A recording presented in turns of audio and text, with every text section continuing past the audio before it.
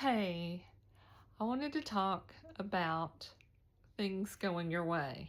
One thing that just did not go my way was I recorded an amazing video sitting here chatting and I forgot to punch the record button.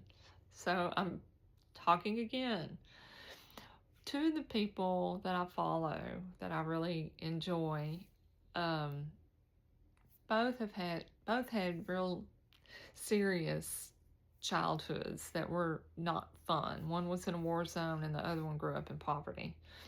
And they both, I received emails from both of them like yesterday, both of which talk about how they elevated themselves in these dire conditions through music. One of them had access to the sound of music and he didn't even know the language, but the visual where she's coming in at the beginning of the movie and it's this, the hills are alive, brought him joy. He could get joy through that. And I would venture to say that's partly from the mirror neurons that we have now discovered exist in our brain. So he sees how happy she is, and then he sees that and the beauty of the nature, as well as the music, the beautiful music.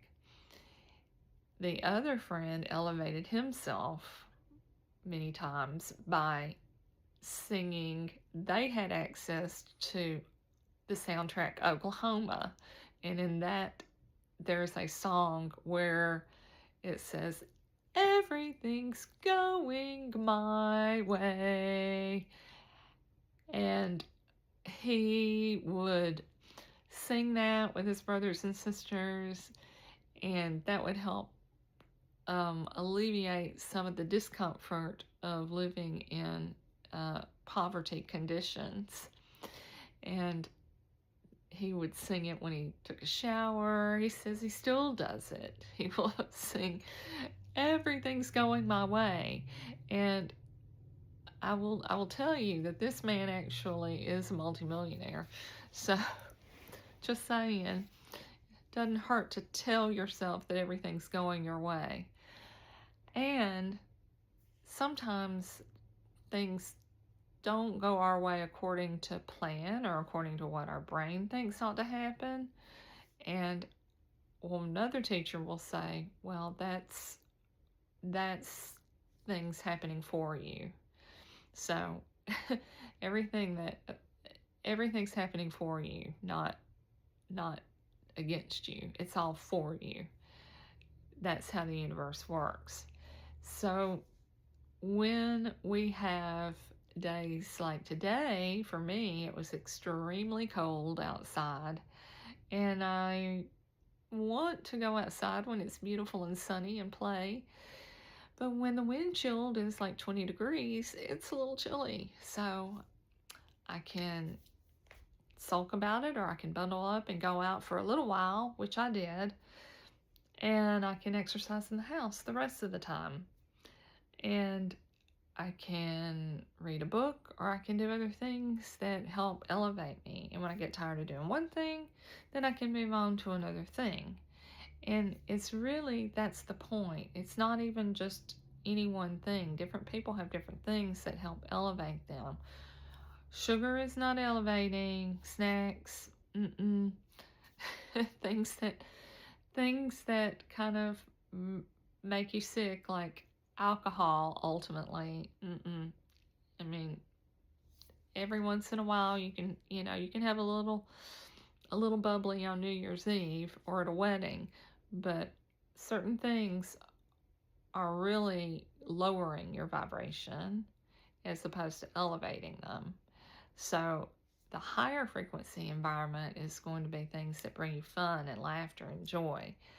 And for instance, like laughter yoga. Laughter is one of the fastest ways, in stimulating the meridians. Clapping and laughing and acting like a little child is one of the most elevating things that you can possibly do.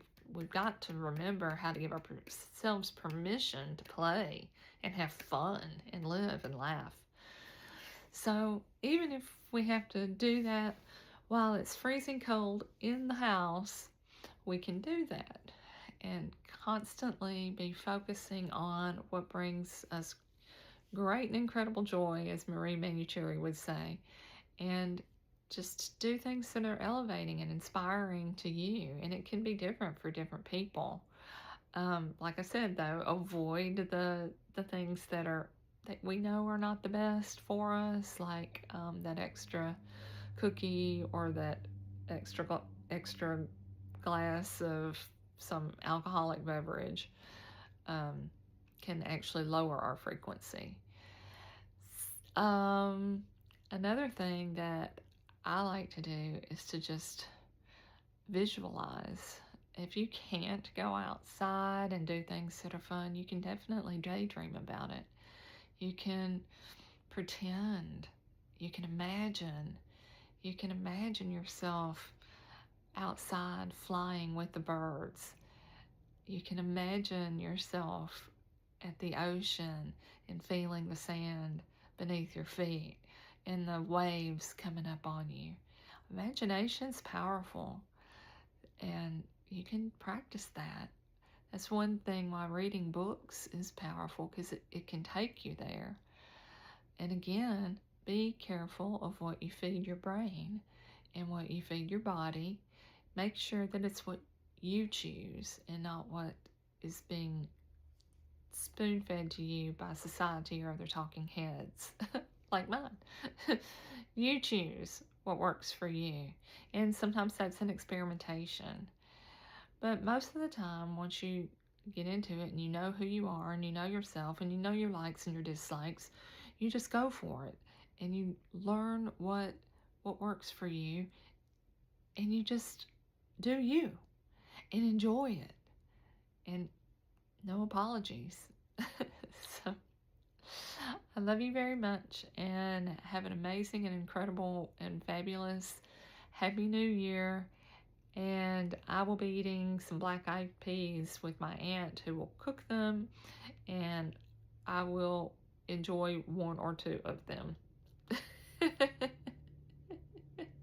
And then after that, I will move on to something that I enjoy better, like even though it's cold, I still make a smoothie. I love them. I love drinking smoothies. I put lots of fruit and protein powder. I get clean stuff that doesn't have added stuff in it, and I read my labels. And so it brings me great joy to read labels in the grocery store. So anyway, take care, and I love you. Namaste. Happy day.